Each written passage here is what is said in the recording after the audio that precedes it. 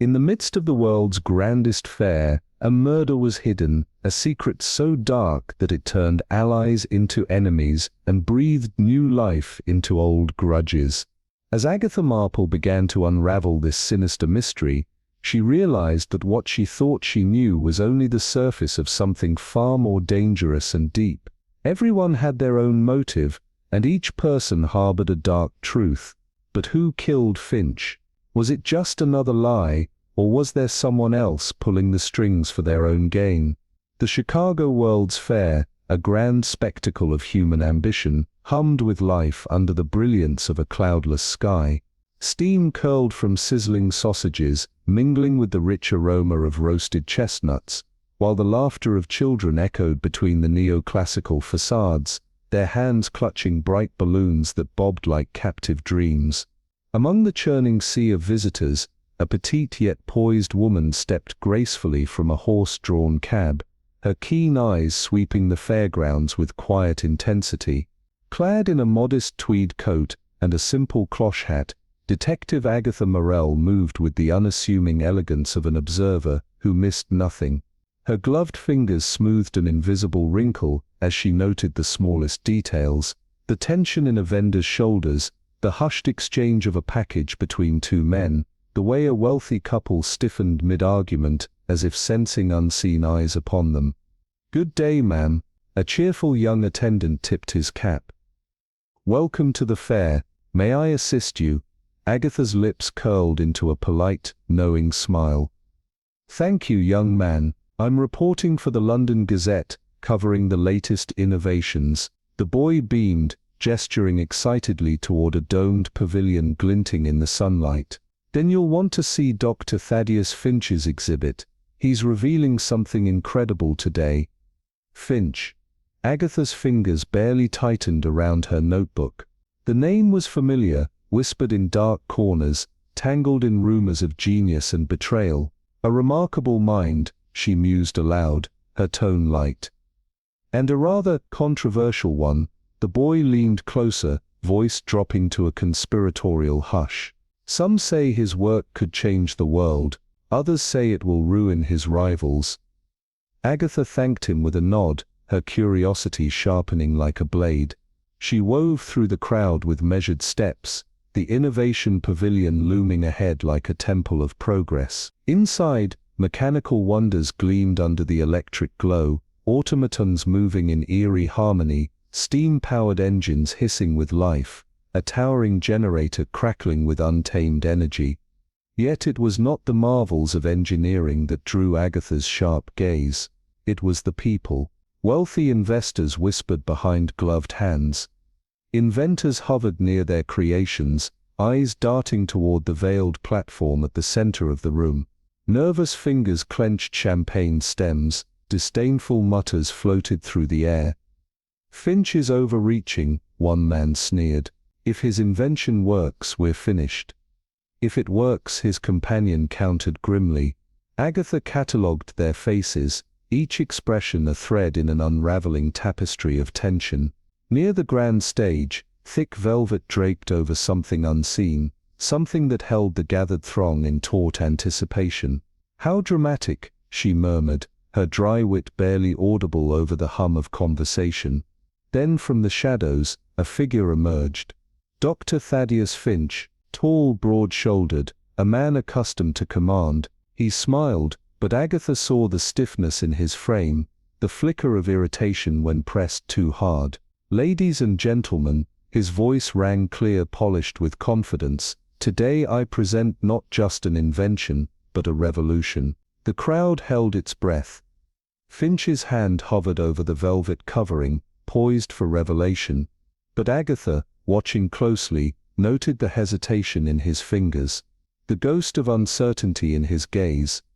And then, a scream shattered the charged silence. A figure crumpled near the pavilion's edge, the lifeblood of ambition pooling beneath them. Gasps rippled through the crowd as panic surged like wildfire. But Agatha Marple did not flinch. Even before the body hit the ground, she was already moving, her sharp mind racing ahead, piecing together the puzzle that had only just begun. The grand halls of the Chicago World's Fair pulsed with excitement, an electric anticipation crackling through the gathered elite. Chandeliers cast golden light over the sea of elegantly dressed spectators, their hushed murmurs blending with the distant hum of steam engines and machinery, demonstrations beyond the pavilion walls. Among them stood Eleanor Vance, a journalist known not only for her sharp mind, but for her uncanny ability to unearth secrets. Others preferred Buried, her gaze flicked across the room, reading the undercurrents of tension beneath the polished veneer of polite society. At the heart of the stage stood Victor Alden, the celebrated inventor of the hour, his presence commanding as he rested a gloved hand atop a velvet-draped contraption he claimed would reshape the very fabric of industry. His words dripped with the confidence of a man who had already declared victory, but Eleanor noticed the subtle stiffness in his shoulders, the way his fingers clenched a fraction tighter against the fabric. Not all in attendance shared his self-assurance. To his left, Evelyn Harrow, a sharp-witted scientist with eyes that missed nothing, leaned toward a colleague. Revolutionary, she scoffed, voice hushed but edged with disdain. More like repackaged theft. Her words, though quiet, carried weight, her scowl speaking volumes of her contempt. Beyond her, Lionel Graves, a financier whose wealth was entwined with Alden's success, stood rigid, fingers tapping rhythmically against his pocket watch. The tick betrayed his mounting anxiety, though his expression remained unreadable. At the back of the room, Edmund Hayes, a rival industrialist with a reputation for ruthless dealings, exchanged quiet words with an associate, his mouth barely moving. Whatever he was discussing, Eleanor had no doubt it was far from complimentary. Victor Alden, either oblivious or deliberately indifferent to the silent battle lines being drawn around him, continued his grandiose speech. With a deliberate, almost theatrical motion, he peeled back a mere sliver of the velvet shroud, revealing the faintest glimmer of polished brass and intricate gears. A collective inhale swept through the audience, curiosity and hunger coiling together. But Eleanor was watching Alden, not his so-called masterpiece. She caught the flicker of unease when his eyes met Evelyn's, the way his smirk faltered just slightly before he masked it once more. She saw his fingers tighten around the podium as Lionel Graves' unwavering gaze bore into him. The applause swelled as Alden stepped down from the stage, shaking hands with patrons, his usual charm practiced, but thinly veiling his unease. His grip tensed when Evelyn's fingers lingered in the handshake a moment too long, her expression challenging, as if daring him to deny something unsaid. The tension was palpable. Then, just as Alden turned away, a steward approached him, pressing a sealed envelope into his palm. Eleanor didn't miss the way his entire demeanor shifted the moment his eyes skimmed the letter's contents. How his victorious smirk disappeared, replaced by something tight and unreadable. His knuckles whitened as he crumpled the envelope slightly before shoving it into his pocket.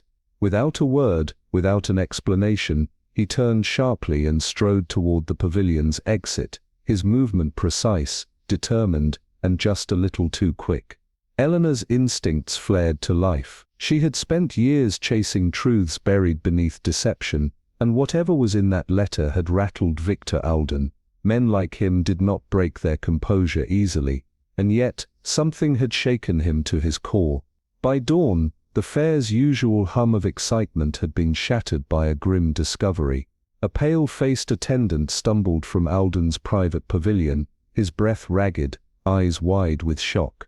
"Call the authorities," he croaked to a passing guard, his hands trembling violently. Inside, Victor Alden sat slumped over his desk, his once proud form disturbingly still. The opulence of his surroundings, polished mahogany, gleaming brass instruments, intricate sketches strewn across the desk, was marred by a single undeniable truth. The air was thick, carrying a bitter, unmistakable scent: almonds, cyanide. By the time Eleanor arrived, the pavilion had been cordoned off, yet whispers had already spread like wildfire through the fairgrounds. Murder, suicide. Speculation churned in murmured voices, theories spinning like threads of an unraveling tapestry. But Eleanor wasn't interested in idle gossip. Her sharp eyes took in the details others overlooked. The scattered notes, the overturned glass on the desk, the rigid tension in Alden's frozen features. But something was missing. The letter, the one he had received just the night before, gone, vanished. Had the killer taken it? Had Alden himself tried to hide something before his demise? Eleanor stepped closer, her mind already weaving the web of deception that lay before her. Someone in this fair wanted Victor Alden silenced. The question was, who had struck first? The morning light had barely touched the horizon when Eleanor Vance stepped into the cluttered, eerie silence of Victor Alden's private pavilion. The usual hum of fairgoers was absent here, replaced by an unsettling stillness that seemed to cling to the air. The walls, once lined with polished inventions and meticulously arranged designs, now stood witness to something far more sinister. A drawer hung ajar, its contents spilling over the edges, papers, tools, and personal effects scattered in chaotic disarray. Among the mess, a fountain pen lay forgotten on the floor, and a crumpled sheet of paper rested near Alden's chair, discarded carelessly. It was as though someone had rifled through the area in search of something, or worse, had made sure something important was missing. Eleanor's sharp eyes flicked over the scene, noting the deliberate disorder. There was purpose in the chaos, a message buried in the hidden details. Her gaze shifted to the centerpiece of the pavilion, Alden's prized invention, which was now partially uncovered, gleaming under the faint light. Metal parts, once carefully shielded, caught her eye, but more disturbing was the noticeable gap where a crucial component had clearly been removed. She stepped closer, her gloved fingers brushing lightly against the edge of the machine, where a faint, fresh smear of grease lingered. The mark was barely visible, yet it was unmistakable in its implication. Tampering. Someone had altered this machine recently, perhaps just hours ago. Eleanor murmured to herself, her mind racing through the possibilities. Nearby, the steward, Mr. Harrington, stood like a nervous sentry, his gaze darting around the room, as if expecting another unwelcome visitor. His face was pale, his hands visibly trembling. Eleanor approached him quietly, her voice low and measured. "Mr. Harrington, isn't it?" she asked, reading his name tag with a practiced eye. He blinked in surprise but nodded shakily. "Yes, ma'am, that's right. Quite the shock, this one." His voice was thick with distress, yet Eleanor could tell he was hiding something. "If I may," she continued, her tone steady, "was anyone seen entering or leaving this pavilion earlier this morning?" Harrington's face fell. "Not that I saw, ma'am. Dr. Alden was always particular about locking up. Only he had the key." Eleanor's mind He always kept it locked, you say? She pressed, already piecing together a disturbing scenario. "Yes, ma'am," Harrington affirmed, swallowing nervously. "No one in or out unless he said so. But this morning, the door was ajar." Eleanor's gaze sharpened. Was the door forced? "No, ma'am," he responded quickly, his discomfort growing. "It wasn't forced, but it was strange. Dr. Alden was always meticulous about security, especially with that machine of his. I've never seen him leave it unlocked, not once." Eleanor nodded thoughtfully, her mind already weaving through the threads of suspicion. If the door hadn't been forced, that meant someone with a key, or the means to get one, had been inside. And then there was the missing component. The gap in the invention was deliberate, suggesting the thief or saboteur had intimate knowledge of Alden's work. She moved around the machine, her eyes scanning every inch of the device. A small cog, essential to the operation, was missing. Its absence was unmistakable, and its removal could only serve one purpose: to cripple Alden's creation. Whoever had done this knew exactly what they were doing. Behind her, Eleanor overheard snippets of conversation among the gathered fair officials and stewards. "Who could have done it?" one whispered. "Plenty of people wanted him gone, that's for sure," another replied, their voice tinged with something darker. Did you hear Clara Linwood's outburst last week? Called him a fraud to his face. If anyone had a motive, it was her. Eleanor listened intently, her thoughts already in motion: rivalries, financial backers with too much at stake, disgruntled associates.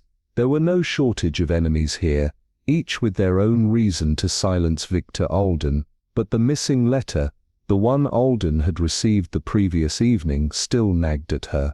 Had it been taken by the killer, or had Alden himself hidden it before his death?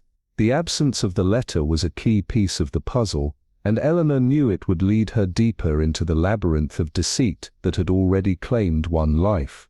As she stepped outside the pavilion, the murmur of the growing crowd brushed against her ears, but her mind remained focused, turning over the details like pieces of a broken puzzle. Theories formed, but one thing was clear: this was no simple crime of passion. Whoever had killed Alden had known exactly what they were doing, and somewhere, buried within the tangled web of his life, was the truth, waiting for her to uncover it. Eleanor Vance, as always, was ready to follow the clues wherever they might lead. Clara Linwood entered the pavilion, her usually poised demeanor shattered, her cheeks flushed, and her hair a little askew. She brushed past the assembled fair officials, her voice cutting through the air with a mixture of indignation and a faint tremor of alarm.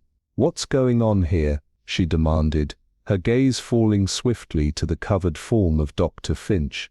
For a moment her expression softened, the shock evident in her eyes before she quickly masked it with defensiveness. "Good heavens, is he?" she faltered, unable to finish the sentence. Agatha's calm, unflappable presence immediately steadied the atmosphere. She stepped forward, her tone gentle yet authoritative. "Dr. Finch was found this morning. I'm afraid he's passed," she said, offering a reassuring but firm acknowledgement of the grim situation. Clara's hand flew to her mouth in surprise, but before Agatha could ask the inevitable question, Clara blurted out, "I had nothing to do with this." Her voice was sharp, almost frantic. "I'm sure you didn't," Agatha replied smoothly, allowing her words to settle like a balm. "Still, you were one of the last to see him yesterday, at his presentation no less. You must have exchanged words." Clara hesitated, her eyes flicking away before she quickly shook her head. "Not directly. I might have said a few words, but nothing important. I left shortly after dinner, and didn't even go near his pavilion afterward." Agatha's gaze never wavered, her voice light but insistent. "And where were you last night, Miss Linwood?" "At the fair director's reception," Clara said quickly, almost too quickly. "Dozens of people can vouch for me." "Of course," Agatha responded with a small, almost imperceptible smile. "And what about Dr. Finch's invention?" she asked, her tone shifting to a more deliberate curiosity. "Did you think it was as revolutionary as he claimed?" Clara's lips tightened at the mention of Finch's work. "He was ambitious," she said, the word heavy with underlying meaning. "Too ambitious, but no, I didn't agree with his methods. But I would never—" She stopped, shaking her head, the words dying on her lips.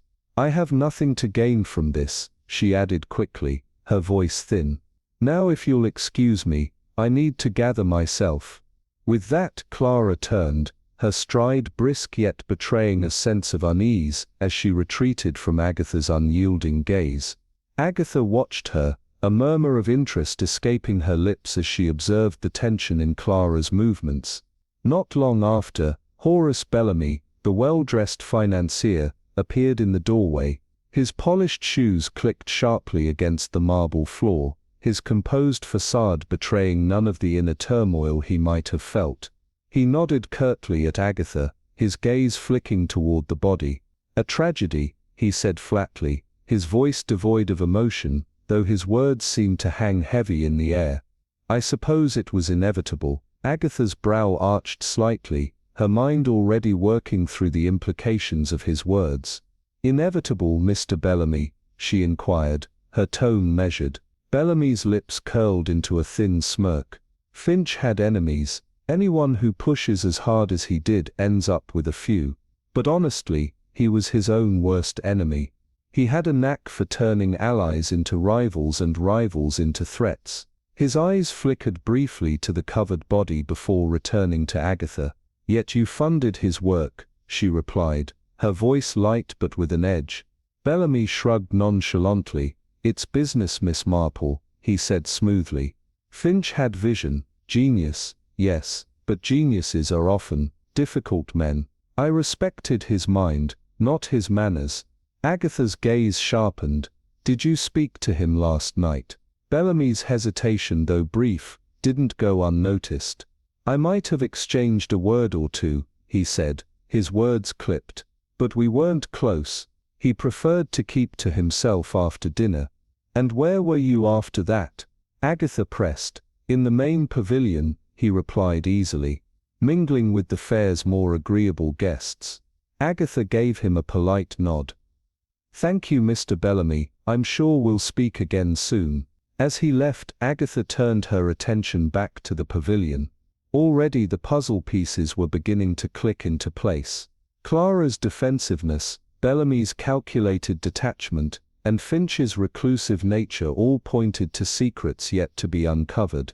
Quite the collection of characters, Agatha muttered dryly to herself, her mind already spinning with theories. "And I suspect I've only just begun to see their true faces." The engineering hall of the Chicago World's Fair buzzed with innovation, the hum of machines and the low thrum of electricity filling the air. Agatha walked slowly through the vast space, her steps purposeful but unhurried. Her eyes scanned the various mechanical marvels, but her destination was clear: Clara Linwood's exhibit. The prototype machine stood proudly on a raised dais, its polished steel gleaming under the electric chandeliers above. A maze of knobs and levers adorned its surface, its purpose unclear to Agatha, but it was clearly the pride of its creator. Clara stood beside it, her posture stiff and her hands gripping the edge of the table so tightly her knuckles turned white. "Miss Linwood," Agatha greeted her, her voice even and mild. Clara looked up sharply, her face a perfect mask of forced calm. "Miss Marple," she replied, coolly, stepping aside as though presenting her machine to an invisible audience. "Come to marvel at my life's work?" she asked, her tone a mix of pride and something more guarded. Agatha allowed a faint smile to touch her lips. "It is certainly impressive," she acknowledged. "I admit, I'm not much of an engineer, but even I can see the artistry in its design." Clara's posture relaxed ever so slightly, though her hands remained firm on the table. "It's a model for an automated loom," she said, her voice regaining a touch of pride. "Faster, more efficient, and less prone to errors than traditional machines. A leap forward in textile production, if it's given the chance." Agatha stepped closer, tilting her head as if examining the device more closely, and yet, something didn't quite sit right with her. Clara Linwood's arrival was a storm in motion, her cheeks flushed, eyes sharp with suspicion, and her hair slightly tangled, as though she'd been caught in an internal tempest. She weaved through the gathered crowd of fair officials with a mixture of disbelief and anger that seemed to radiate from her every step. "What's going on here?" she demanded, her voice cutting through the murmurs though it wavered with the hint of a woman fighting to maintain control. Her gaze fell on the covered body of Dr. Finch, and for a moment the hardened edges of her expression softened, only to quickly harden again as reality sank in. "Good heavens, is he?" Her words trailed off into a whisper, and Agatha Marple, ever the calm presence, took a step forward. "Dr. Finch was found this morning, Miss Linwood. I'm afraid he's passed." Clara's hand flew to her mouth, but Agatha saw the subtle shift in her demeanor, the way her shock gave way to something more defensive. "I had nothing to do with this," she snapped, the words tumbling out as though she were trying to convince herself as much as Agatha. "I'm sure you didn't," Agatha responded smoothly, but there was a quiet precision in her tone that suggested she was already peeling back layers of this interaction. "However, you were one of the last to see Dr. Finch yesterday." Surely you exchanged words with him during his presentation. Clara hesitated for a beat before shaking her head, her eyes darting away. Not directly, she muttered. I may have said a few words, but nothing of importance. I left soon after. I didn't even go near his pavilion after dinner. Agatha's gaze remained fixed on her, unwavering. And where were you last night? She asked lightly, as though she were discussing a trivial matter. At the director's reception, Clara answered quickly, almost too quickly. There were dozens of people who can vouch for me. Of course, Agatha said, her voice soft but carrying the weight of unspoken understanding. And Dr. Finch's invention, did you think it as revolutionary as he claimed? Clara stiffened, her lips pressing together into a thin line. That man was a fraud, she spat bitterly, her fingers digging into the table before her. He plagiarized my earlier designs, passed them off as his own, and had the audacity to call it innovation. If anyone should be demonstrating here, it's me. Agatha met her gaze, her expression sympathetic yet probing. And did you tell him that? Clara's cheeks flushed, the tension in her posture giving way to a subtle quiver. Yes, I confronted him after his presentation. But I didn't. Her voice faltered, and she seemed to wrestle with something unsaid. You didn't what, Miss Linwood? Agatha pressed, her tone gentle but insistent. Clara looked away, her hands now visibly trembling as they gripped the edge of the table. I didn't do anything to him, if that's what you're implying, she said, her voice wavering as she took a step back. I told him what I thought of him, but I left it at that. I couldn't. Agatha's eyes flicked to Clara's hands, noticing the tremor in her fingers, the subtle tapping against the metal surface. Was it guilt or the nerves of a woman unjustly accused? Miss Linwood, Agatha said gently, breaking the silence that had begun to stretch uncomfortably. I'm not here to accuse anyone, I'm merely trying to understand the events that led to Dr. Finch's unfortunate demise. Clara's eyes narrowed, her jaw tightening. If you want to understand, start with his so-called invention, she said bitterly. That machine of his was incomplete, a collection of stolen ideas, and he knew it. That's why he was so secretive, why he kept it hidden, even after his presentation. Agatha's brow furrowed slightly, as she absorbed the information. And you believe his secrecy was out of fear of exposure? Clara hesitated, then nodded, her eyes dark with frustration. Finch was desperate to maintain his reputation, she said, her voice low. Desperate men, they make enemies, Miss Marple. Agatha gave a small, thoughtful nod. Indeed they do, as Clara turned back to her exhibit. Adjusting one of the machine's levers with unsettling precision, Agatha took a step back. Her mind worked through the puzzle, the pieces of Clara's resentment, Finch's arrogance, and the growing mystery of the machine that seemed to hover just beyond Agatha's understanding. The deeper she delved, the more tangled it all became. As the hum of the engineering hall filled the air, Agatha's thoughts shifted toward her next lead, the manufacturer's pavilion. The air buzzed with the sound of clinking metal, the drone of conversation, and the ever-present hum of industry. Agatha moved through the towering displays of modern marvels, her pace measured, her eyes keen. Amid the crowd, one figure stood out, commanding attention: Horace Bellamy. His tailored suit and gold pocket watch gleamed like armor, and his polished shoes shone with the gleam of a man who had everything under control. His presence radiated power, and as he gestured expansively toward a hulking machine behind him, his voice carried across the pavilion. This gentleman, he proclaimed, represents the future of industrial efficiency, not some fanciful contraption built for applause, but a true workhorse of the modern age. Agatha moved closer, her expression neutral, waiting for the conversation to wind down before making her presence known. With a polite clearing of her throat, she addressed him. Mr. Bellamy, she said, her tone light but precise, might I borrow a moment of your time? Bellamy turned toward her, his expression shifting from mild irritation to forced politeness. Ah, Miss Marple, wasn't it? He said, his tone a little too cordial. Agatha inclined her head. Your memory serves you well. "What can I do for you, Miss Marple?" he asked, though his impatience was clear. "I understand you are acquainted with Dr. Finch. His death has raised many questions, and I wondered if you might shed some light on his work or his relationships." Bellamy's smile thinned. "Dr. Finch was a brilliant man, in his way," he said, though the words seemed reluctant, "but he was prone to flights of fancy. His invention, if you could even call it that, was more a showpiece than a practical solution. A marvel for the eyes perhaps, but hardly a revolution for industry. Yet you chose to fund him," Agatha pointed out gently, and Bellamy's eyes narrowed ever so slightly. "Business is often a gamble, Miss Marple," he said, coolly. "Sometimes you wager on potential rather than proof. Finch talked a big game, but I had my doubts." His expression hardened. "Doubts strong enough to sever your partnership?" Agatha pressed, and Bellamy's gaze flickered with something unreadable. "Let's just say I wasn't the only one questioning his integrity. Finch made enemies as easily as he made promises." As Bellamy spoke, Agatha's attention was drawn to his assistant, a wiry man who had been standing just behind Bellamy.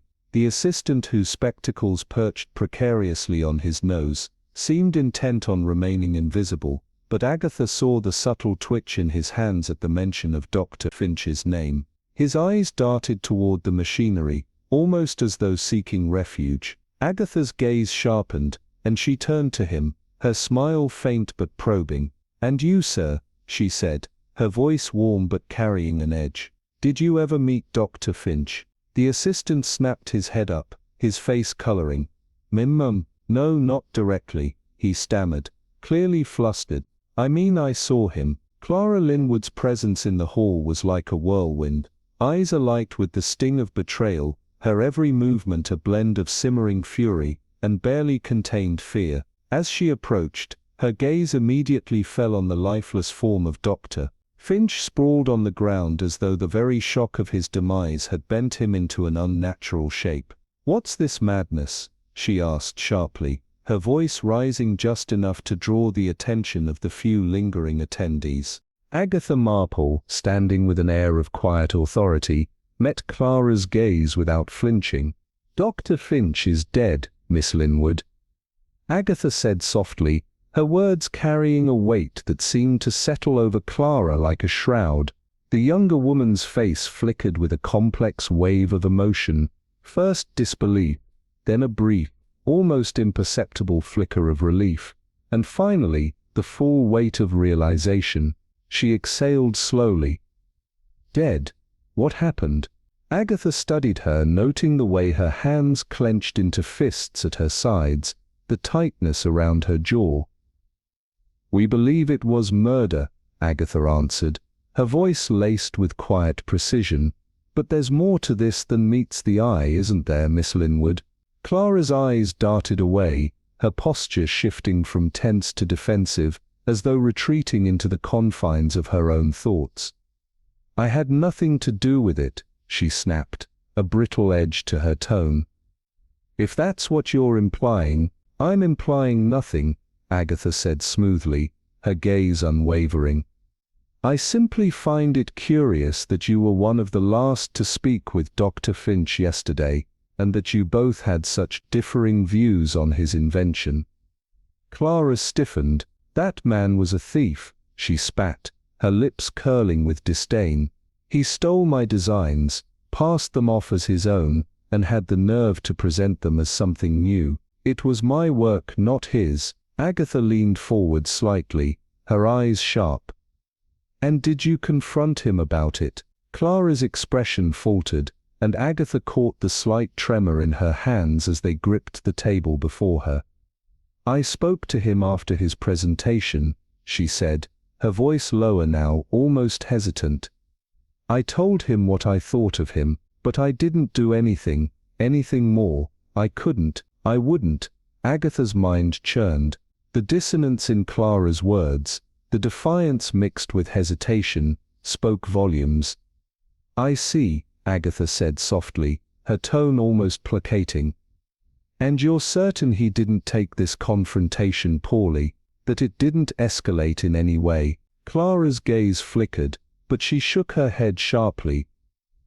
No, no, I don't think so. Agatha's eyes never left her, the silence hanging in the air between them. She needed to dig deeper, to pull on the threads that would unravel the truth. But just as she was about to press further, the sound of footsteps interrupted the moment. They were deliberate, measured, and filled with a strange air of self-assurance. Agatha turned to find Horace Bellamy, the wealthy industrial magnate, standing not far from them. His presence was commanding, as always, his finely tailored suit, sharp enough to cut through the murk of any room. He exuded an aura of power and control, yet there was something in his eyes, a calculating gleam, that made Agatha wary. "Miss Marple," Bellamy greeted her smoothly, his voice tinged with a practiced charm. "Always a pleasure." Agatha's expression remained neutral, but her mind flicked to the potential connections between him and Dr. Finch. "Mr. Bellamy," she said, her tone cool but polite, "I was hoping you could shed some light on Dr. Finch's work. His death has raised a number of questions." Bellamy's smile tightened, his gaze flickering with a brief flash of irritation before it quickly smoothed into something more congenial. "Ah, Finch," he said, with a slight wave of his hand, "a man of interesting ideas. His invention was certainly eye-catching, but I wouldn't call it revolutionary." Agatha raised an eyebrow. "Yet you chose to fund him." Bellamy's smile never wavered, though his eyes darkened ever so slightly. "Business is a gamble, Miss Marple," he said, his voice flat. "Sometimes you bet on potential, even when it's unproven. Finch was a dreamer. I had my doubts, of course. Doubts strong enough to sever your partnership." Agatha's question was pointed, her gaze sharp. Bellamy's expression hardened, but he recovered quickly. "Let's just say that Finch made a number of enemies, not just me, and for someone so gifted in promising the impossible, he was remarkably good at making people question his integrity." Agatha's attention drifted briefly to the man standing by Bellamy's side, his assistant, Timothy. The young man seemed nervous, standing a little too stiffly, his gaze trained on the floor, but there was something in his manner that Agatha found telling. "And you, Timothy," she said, her voice light, almost teasing, "did you ever have the pleasure of working with Dr. Finch directly?" Timothy's eyes darted to her, his cheeks flushing a shade darker.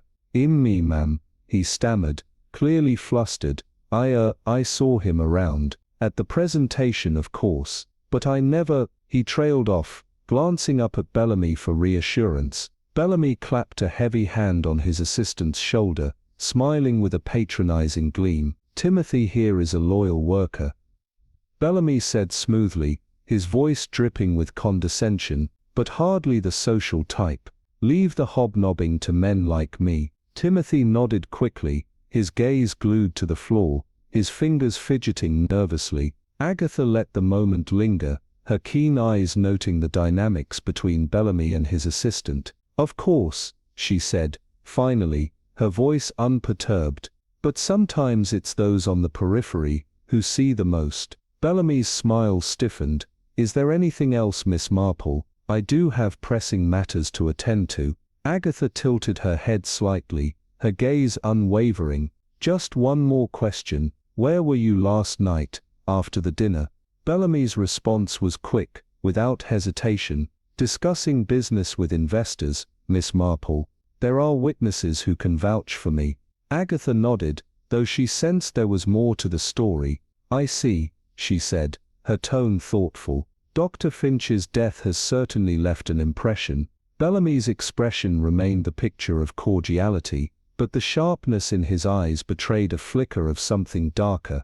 "Curiosity is a journalist's trade, isn't it? I trust you'll find what you're looking for." As Agatha left the manufacturer's pavilion, she allowed herself a moment to reflect. Bellamy's confidence was palpable, but there was an undercurrent of something more, something ruthless in his detachment, and Timothy, though nervous, might prove to be the key. Her thoughts turned, however, as she made her way back to Dr. Finch's work area. The atmosphere was thick with the remnants of invention and intrigue, and Agatha stood near his desk, her mind already spinning with possibilities. A steward approached cautiously, his hands gripping his cap as though it were the only thing anchoring him to the present. "You must be Miss Marple," he said softly, his voice a murmur of uncertainty. "They told me you were asking questions." Agatha smiled kindly, but there was no mistaking the sharpness in her gaze. "And you must be Mr. Reynolds," she said,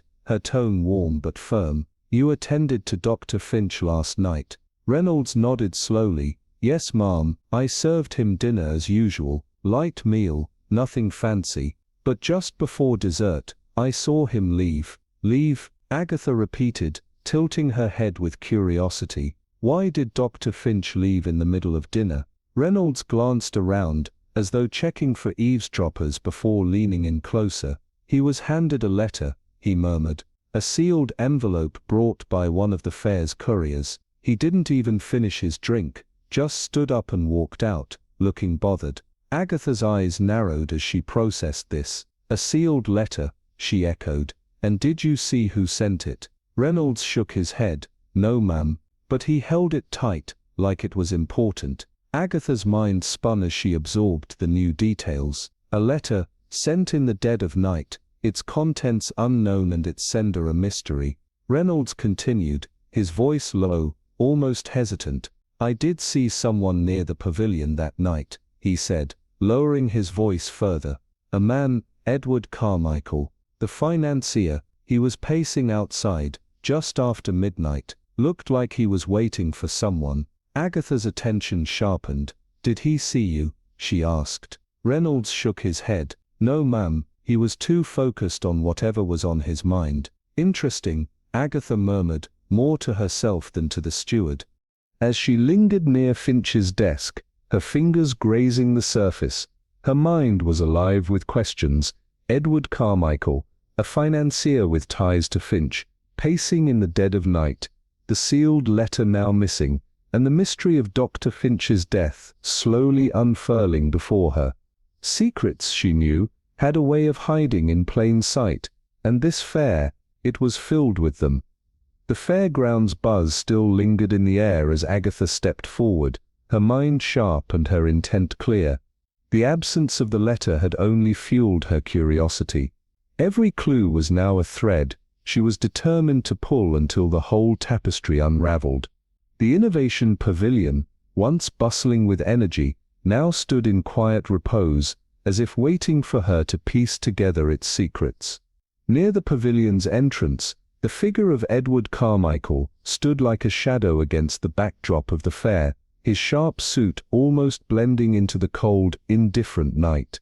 Agatha watched him for a moment, noting the weariness etched into his posture. His stoic demeanor betrayed only the slightest hint of nervousness when he noticed her approach, his eyes flicking to hers with something resembling both recognition and defiance.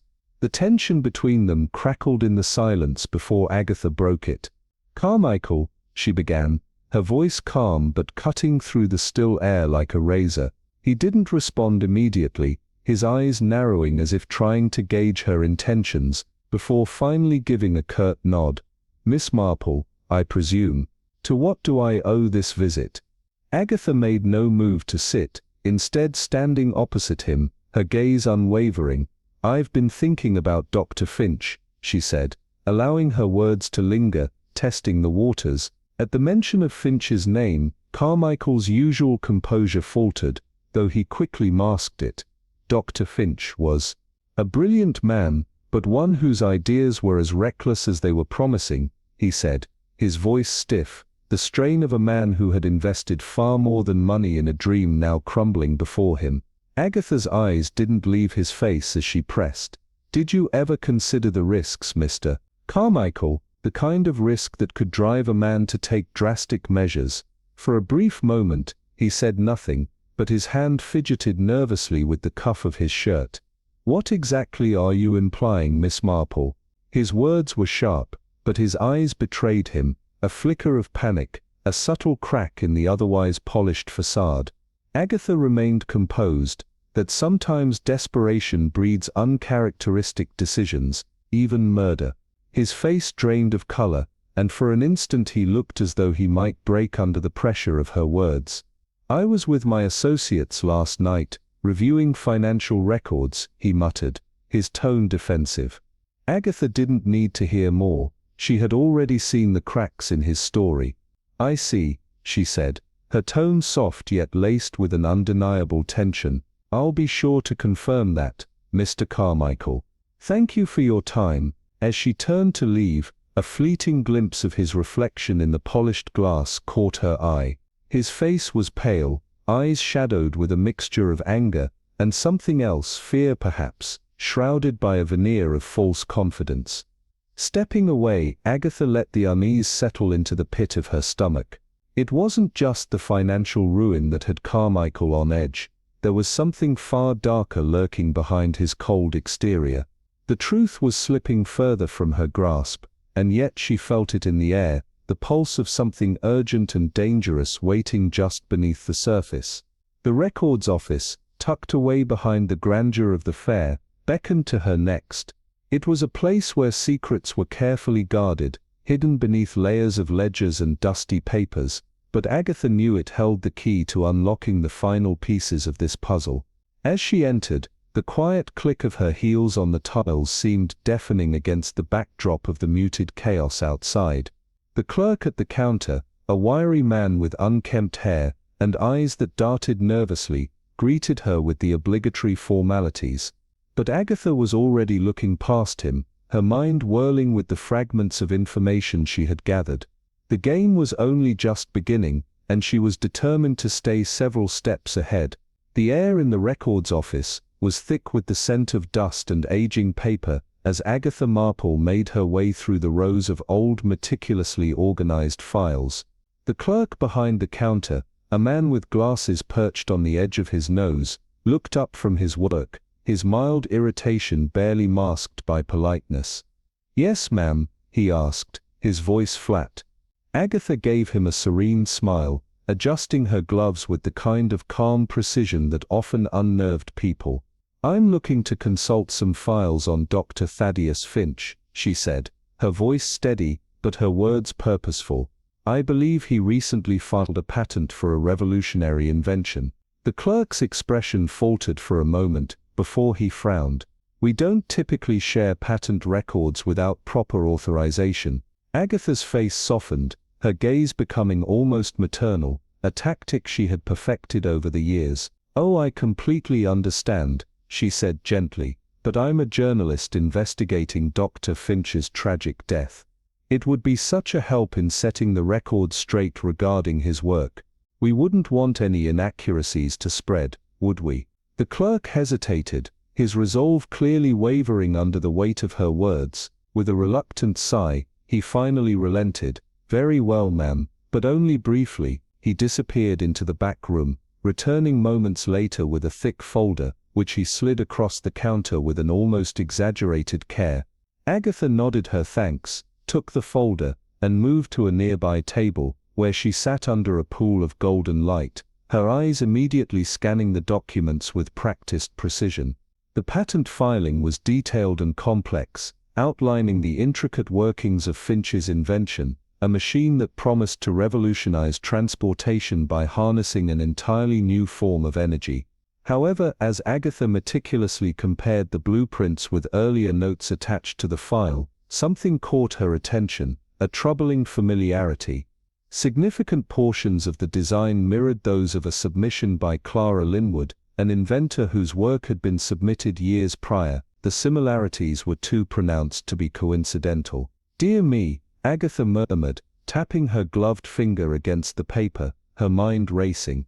It seems Dr. Finch's creativity might not have been as original as he claimed, but the true bombshell came when she turned to the correspondence section of the file. Among the letters was a series of exchanges between Finch and Horace Bellamy, an influential businessman with a reputation for ruthless deals. Finch had been negotiating with Bellamy to sell his invention outright, bypassing any formal partnerships or credit that should have been owed to others. One letter, dated just a week before Finch's untimely death, was particularly telling.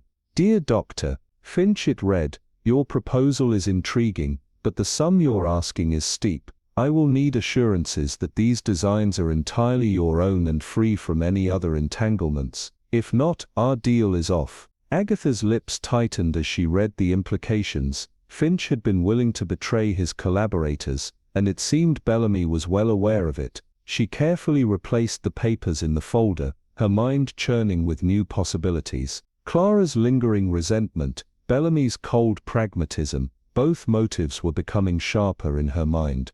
But there was still a crucial question: who had acted on these motives? Who had taken that final irreversible step? As Agatha stepped out of the records office, the late afternoon sun cast long shadows across the fairgrounds, the fading light mirroring the lingering questions in her mind. Finch's death wasn't a simple crime of passion or desperation, it was a death born from ambition, betrayal, and a hunger for power.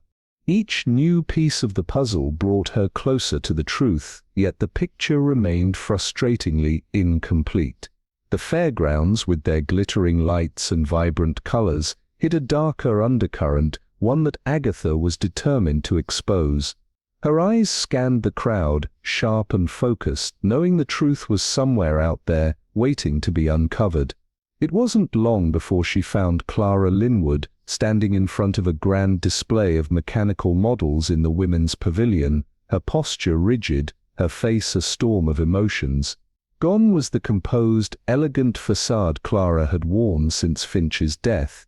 Now only unease and restlessness remained, the cracks in her carefully maintained exterior all too evident. Agatha approached her quietly, her steps deliberate yet unthreatening. Clara noticed her presence and turned, her expression unreadable. "Miss Marple," she said, her voice stiff. "I assume this isn't a casual visit." Agatha's smile was cool but polite. "No, my dear," she replied. "I thought we might discuss Dr. Finch and the rather unfortunate revelations regarding his patent."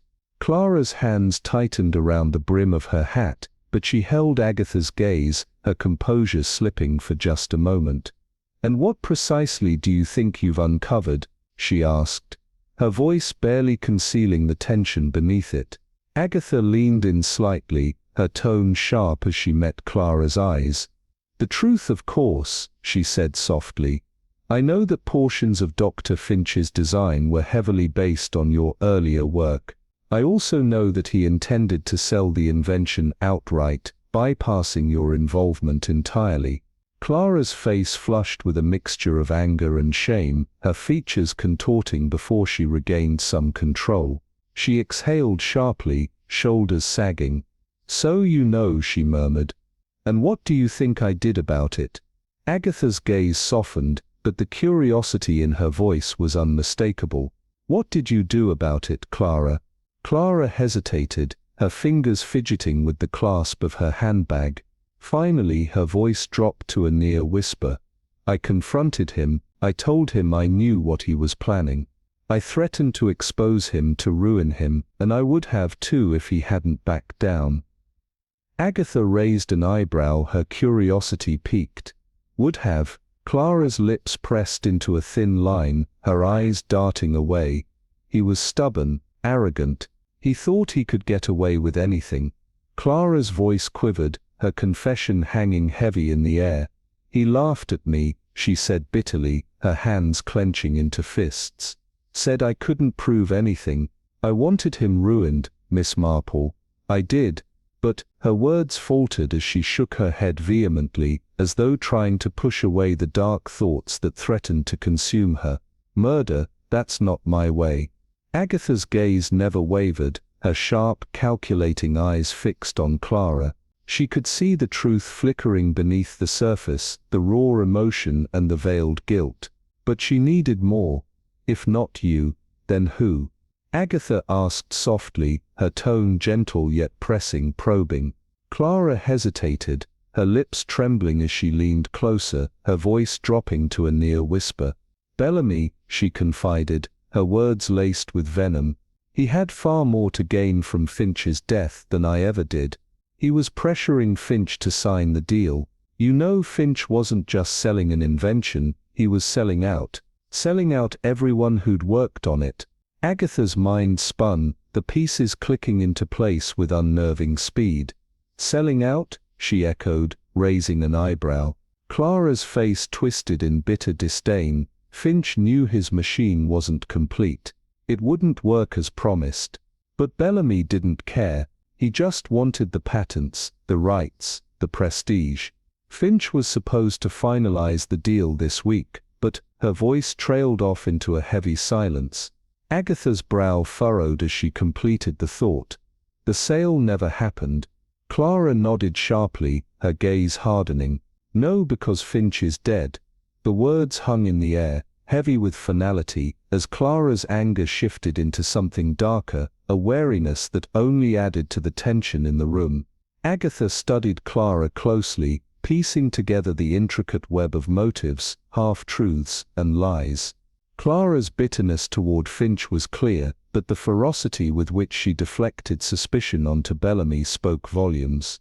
"Thank you, Miss Linwood," Agatha said, her voice laced with gratitude, but also a quiet edge of resolve.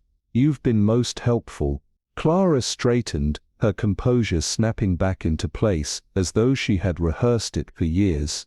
"Just find the truth, Miss Marple," she said, her voice a hard whisper, "and let the blame lie where it belongs." Agatha nodded, though her mind was far from settled. As she left the pavilion, she glanced back to see Clara standing alone, her hands tightly clasped, staring out of the window. The pieces of the puzzle were falling into place, but the image was still maddeningly unclear, each new discovery only leading to more questions. Agatha adjusted her hat, and stepped back into the bustling fairgrounds, the warmth of the late afternoon sun, mingling with the cool rush of her thoughts. The Innovation Pavilion awaited, its silence ominous against the vibrant hum of the crowd outside. Stepping into the space, Agatha's eyes immediately took in the center of the room, Dr. Finch's invention.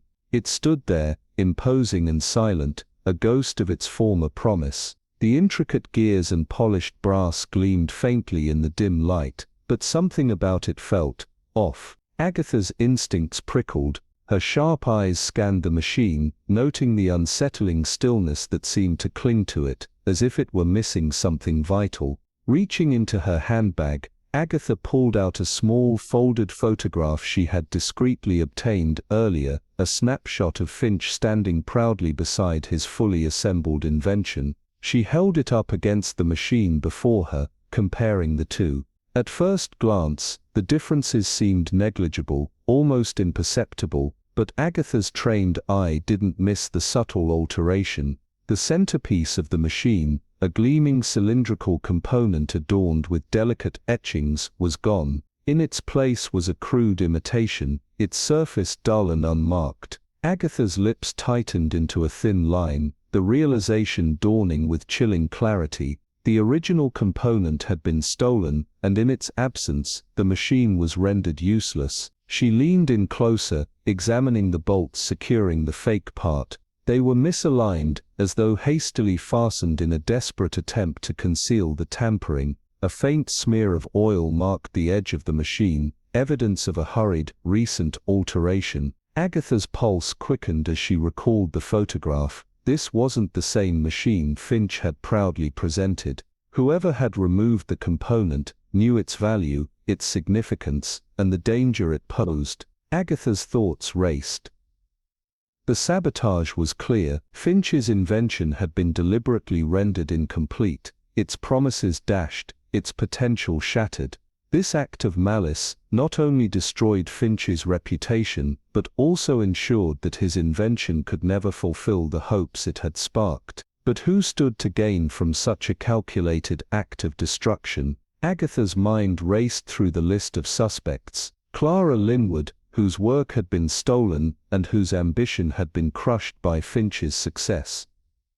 Horace Bellamy, whose financial interests in the invention had been contingent on its completion. Edward Carmichael, whose desperation over Finch's risky financial scheme had bordered on frantic. Each of them had something to lose, something to gain. Agatha's gaze swept across the pavilion, noting every minute detail, from the lingering scent of machine oil to the cold, lifeless machine at the center of it all.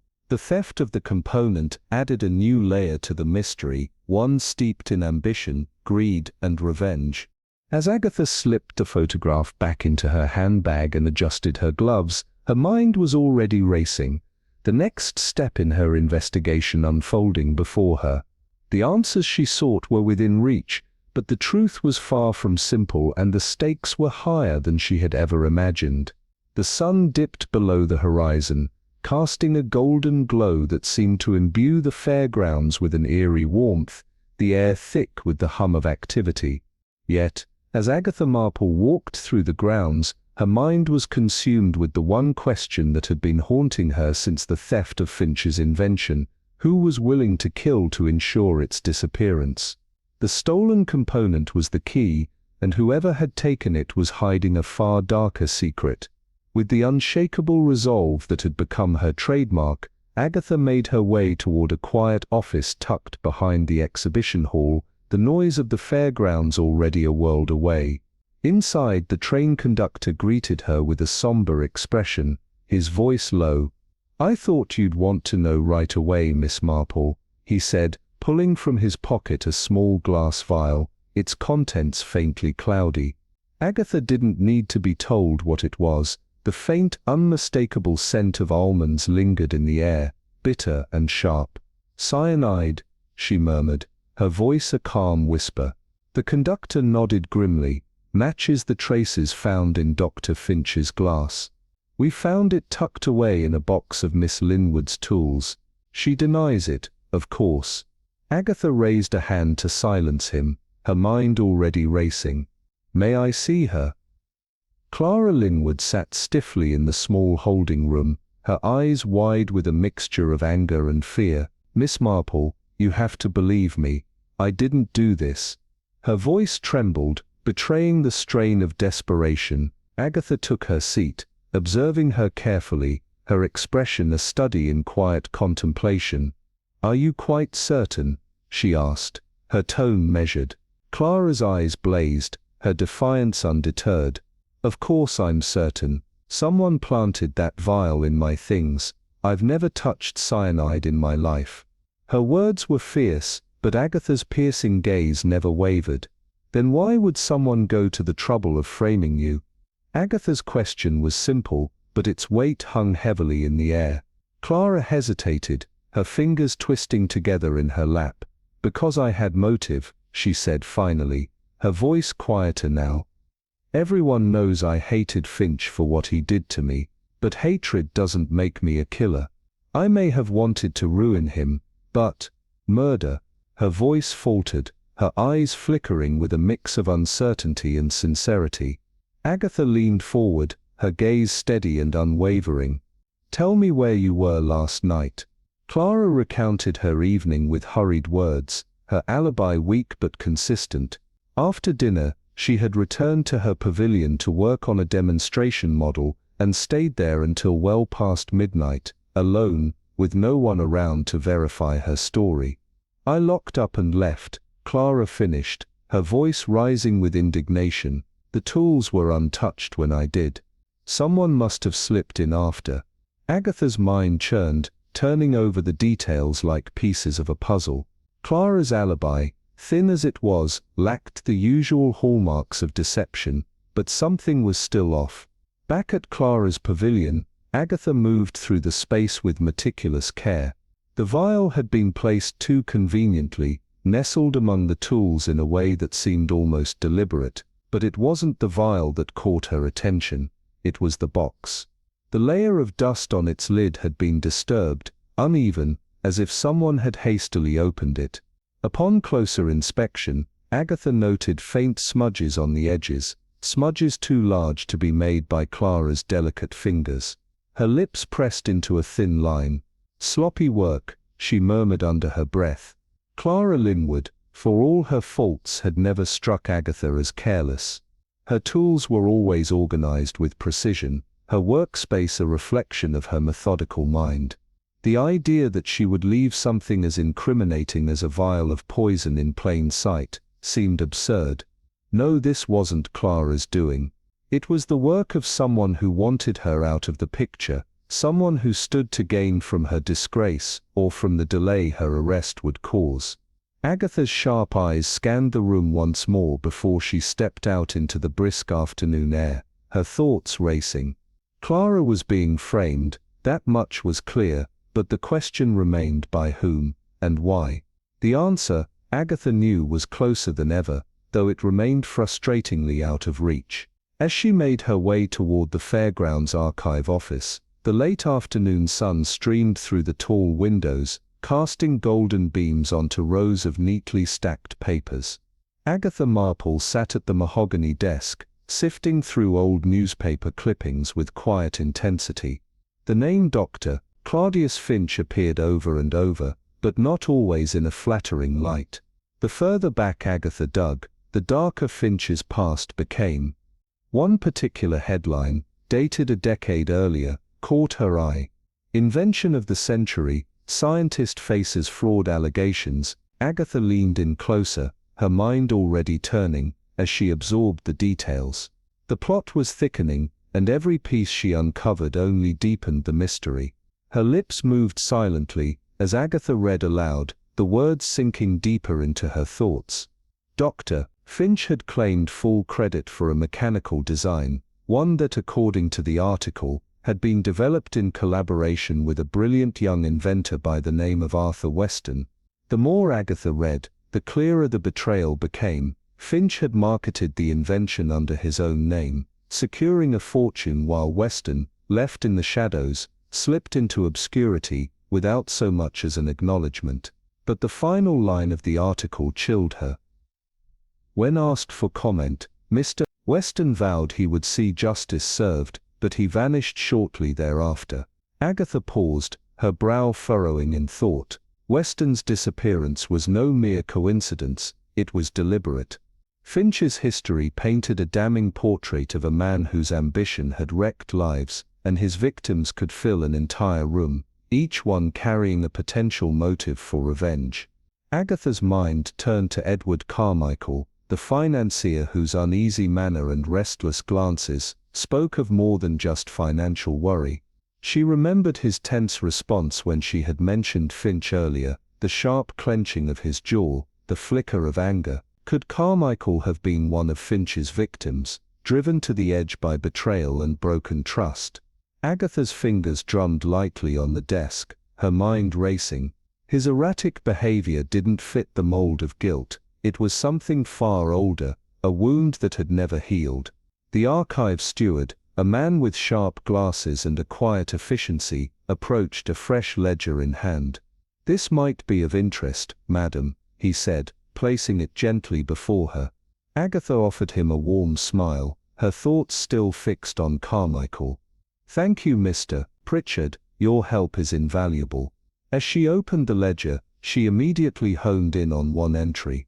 Finch's signature was clearly visible, but the note scribbled in the margins caught her attention. "Design adjusted per previous correspondence with E.C." Her breath caught. E.C., Edward Carmichael's initials.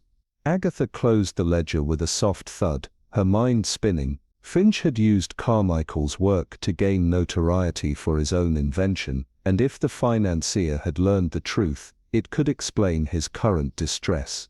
But was Carmichael merely another victim in a long line of betrayals, or had his desperation pushed him to murder? Agatha's steps quickened as she made her way out of the archive, her mind buzzing with possibilities. She had to confront Carmichael again, this time armed with the knowledge of Finch's sordid past. The fairground's lively sounds faded behind her as she walked, her thoughts now consumed by the next piece of the puzzle. She entered the World Antiquities Exhibit Hall, where the dim lighting cast a reverent glow on the array of relics displayed within. Artifacts from ancient civilizations gleamed under the chandeliers, their fragile surfaces a testament to the care they had received over centuries. Agatha moved silently through the hall, her soft-soled shoes making no sound on the polished floor. Her focus was on one specific target, Madame Isabel Dubb's luggage, an ornate steamer trunk tucked away behind a velvet curtain in the corner of the exhibit. Officially, it held personal effects, But Agatha knew better. It held secrets. With deft hands, she slipped on a pair of gloves and approached the trunk, her fingers tracing the gold filigree and the dark leather initials embossed on the exterior. At first glance, it appeared ordinary, but a faint scuff on the side panel caught her attention. Pressing her fingertips against the spot, she felt the edge shift slightly, a hidden latch. "Clever but not clever enough," she muttered, her lips curling into a small, knowing smile. With a soft click, the false panel slid open, revealing a hidden compartment. Agatha's breath hitched as she pulled out the contents. A small glass vial identical to the one found in Dr. Finch's pavilion, its faint almond scent still lingering on the rim. Alongside it, a bundle of letters, each one sealed with the same meticulous care that suggested they had never been meant to be found. Agatha's mind raced as she stared at the vial, the pieces of the puzzle suddenly aligning. It was all connected. Finch's history of betrayal, Weston's disappearance, Carmichael's desperation, and now this hidden compartment, revealing yet another layer to the mystery. The truth was closer than ever, but with every revelation, the danger grew sharper.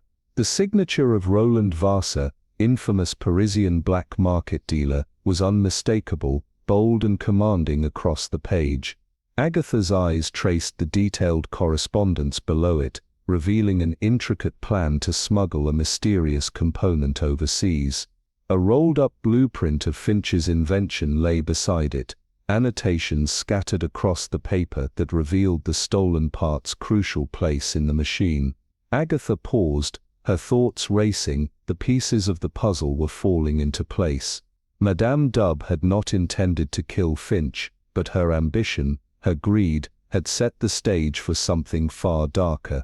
She had meant to dismantle Finch's invention, to profit from its stolen elements, but in doing so, she had unwittingly created a dangerous opportunity for murder. As Agatha studied the blueprint, her fingers paused on a particular note, a telling detail about the part's intricate design that no one but Finch and his closest collaborators could fully understand. But greed, as always, had a tendency to spiral out of control. A voice from behind broke her concentration, sharp and demanding. Agatha turned to find Madame Dub standing in the doorway, her striking features cold, her eyes narrowed with an icy composure. "You're trespassing in my private domain," Dub said, her tone clipped but steady. "Forgive me, Madame," Agatha replied calmly, her expression unwavering. "But I couldn't ignore the troubling inconsistencies surrounding Dr. Finch's death." She gestured toward the contents of the hidden compartment. "These," she said softly, "seem to fill in some of the blanks." Dub's eyes flickered to the items, her lips pressing into a thin line, but she said nothing. "I won't deny it," she began, her voice tinged with a cold acknowledgement. "I planned to profit from Finch's work. He was a thief, you know. What I planned to do wasn't worse than what he had done to others." Her gaze hardened. "But theft is not murder." Agatha's steps were slow and deliberate as she moved closer, her gaze never leaving the woman's face. "You mean to say," she began, her voice unwavering, "that your actions, however, created the perfect storm of motive and opportunity for murder. Someone was always bound to take matters first, and you gave them every reason to act." Dub's hands clenched at her sides, her posture rigid, but she stood silent, her eyes avoiding Agatha's. Agatha took another step closer. "I am not responsible for his death." Dub spat out, her voice sharp with frustration. "Finch was a man of many enemies. Yes, you've uncovered my greed, but I am no killer." Agatha observed her carefully, noting the rigid tension in Dub's stance, the tightness of her lips, and the barely concealed tremor in her hands. Her words carried the ring of truth. Perhaps Dub had not been the one to pour the poison into Finch's glass, but Agatha knew better. "You may not have poisoned him, Madame," Agatha said softly, "but you set the wheels of this tragedy in motion, and that is something you'll have to answer for." Dub's lips trembled ever so slightly, but she remained silent, her gaze averted. As Agatha left the exhibit hall, Her thoughts churned. Madame Dub had motive and means, but she lacked the emotional drive to commit murder. The discovery of the blueprint and letters, however, pointed to a larger conspiracy. A much darker force was at work. Who else, Agatha wondered, had been drawn into Dub's web of greed? And who had been willing to kill to escape it? With her keen mind piecing together the fragments of deceit, Agatha felt certain the answers were close at hand. The stage was set for a dramatic revelation, the players already in place, their secrets waiting to be uncovered. The grand pavilion of the Chicago World's Fair loomed before her, its majestic arches and stained glass windows casting an array of colorful patterns across the marble floor. It was here that Agatha had gathered the suspects, Madame Dub, Edward Carr, Clara Linwood and Horace Bellamy, along with a curious crowd of fair organizers and onlookers. Agatha stood at the center, her hands clasped before her, her demeanor unassuming, yet her eyes sharp and focused. With a steady voice, she began, "Dr. Finch's murder was not the result of a singular act of hatred, but a convergence of greed, desperation, and deception." She turned to Madame Dub, who was standing stiffly in the corner. "You orchestrated the theft of the component from Dr. Finch's invention, intending to sell it through your contact Roland Vassar. This would not only discredit Finch, but also ensure you profited handsomely from his downfall." Dub stiffened but said nothing, her gloved hands tightening on the back of the chair in front of her. Agatha's gaze shifted to Edward Carmichael, his face drawn and tense, the lines of stress evident. "But the murder, Mr. Carmichael," Agatha continued, her voice cutting through the silence, "was your doing. You poisoned Dr. Finch out of desperation, believing that Dub's theft would deflect suspicion." A murmur rippled through the room as Agatha's words echoed in the tense silence. "You sought to ensure your financial ruin remained hidden, Mr. Carmichael." His face drained of color, the reality of his situation sinking in as his mouth opened slightly, as if to protest.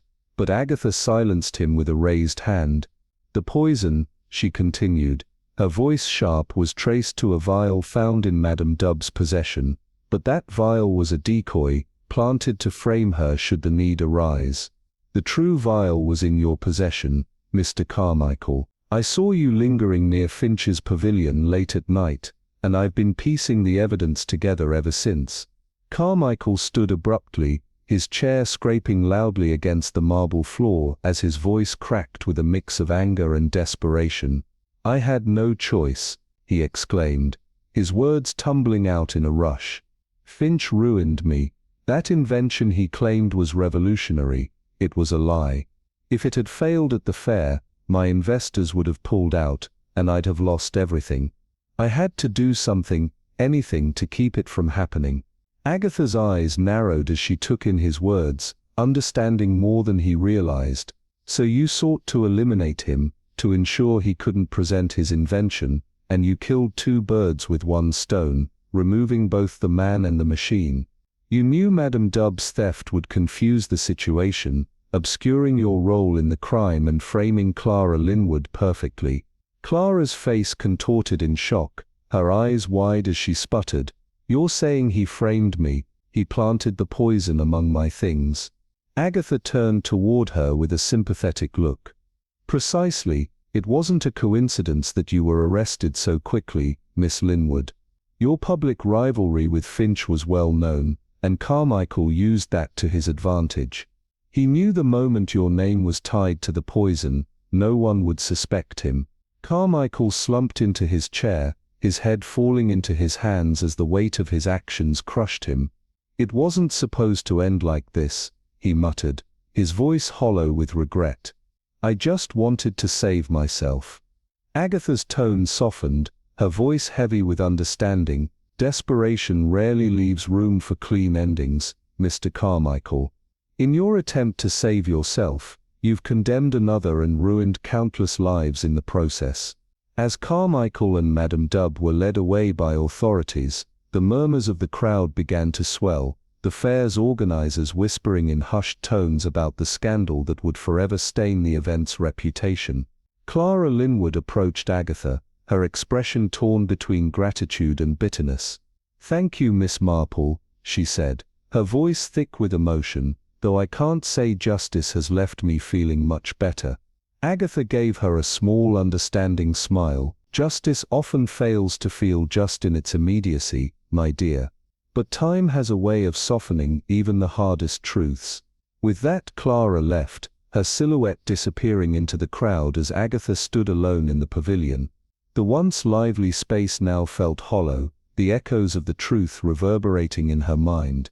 She wandered to a nearby window, gazing out at the fairgrounds below. The hustle and bustle of visitors continued on, oblivious to the tragedy that had unfolded just beneath the surface. The grand spectacle marched on, relentless in its pursuit of progress. Progress, Agatha murmured to herself, watching a group of children marvel at a mechanical display. It builds wonders and destroys lives with equal fervor. And we humans are so very skilled at using both for our own ends. Her reflections were interrupted by the distant chime of a clock, signaling the passage of time. Agatha straightened, adjusting her hat, and stepped out into the fairgrounds, blending seamlessly into the crowd. Though this chapter had closed, she knew all too well that another mystery would soon call her name.